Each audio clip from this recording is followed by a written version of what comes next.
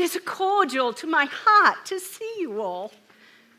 And on such an auspicious anniversary, a toast to a perpetual union for our colonies. Huzzah!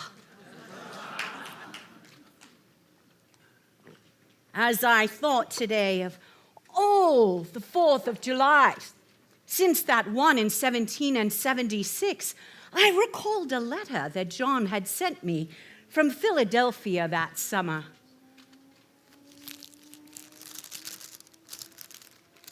He writes, "The 2nd day of July, 1776, shall be the most memorable in the history of America. I am apt to believe that it will be celebrated by succeeding generations as the great anniversary festival. It ought to be solemn acts of devotion to God Almighty.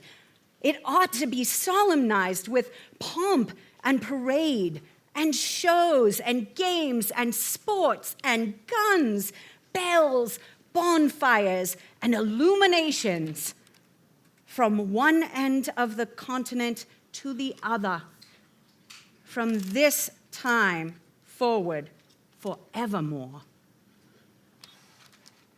But of course, we celebrate on the 4th. They took a vote on the 2nd of July. 12 colonies voted in favor of independence, and New York declined the vote. But it took Congress 2 days of incessant arguing for it to finally be approved on the 4th. John's letter continues, "You will think me transported with enthusiasm, but I am not. I am well aware of the toil and blood and treasure that it will cost us to maintain this declaration and support and defend these states. Yet through all the gloom, I can see the ravishing rays of light and glory. I can see that the end is more than worth all the means." But John had been serving the Congress since August of 74. It was I who witnessed the means from our farm in Braintree. I am not normally of a gloomy temper, nor do I choose to view objects on the dark side only, but alone with 4 small children.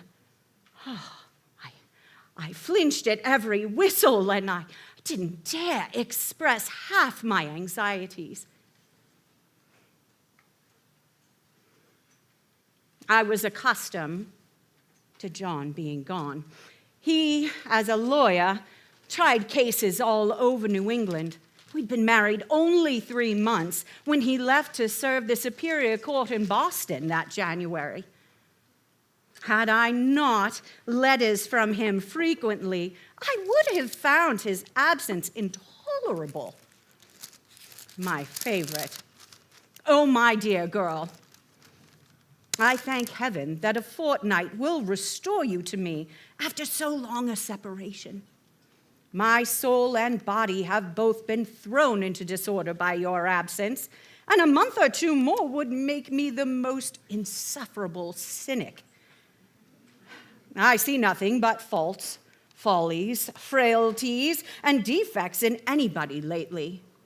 People have lost all their good properties, or I my justice and discernment. But you, who have always softened and warmed my heart, shall restore my beloved